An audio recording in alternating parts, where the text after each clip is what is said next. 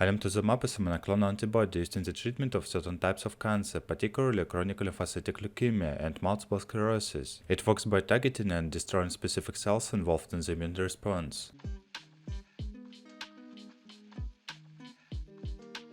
Indications: chronic lymphocytic leukemia. Alemtuzumab is indicated for the treatment of B-cell chronic lymphocytic leukemia.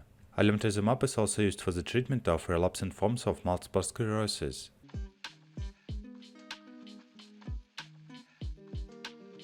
How to use. The dosage is individualized based on the patient's weight, medical condition, and response to treatment. The typical recommended dose for CLL may involve a gradual escalation, starting with low doses. Alemtuzumab is typically administered as an intravenous infusion. The infusion is administered over a specific period, and the duration may vary based on the patient's tolerance and the indication.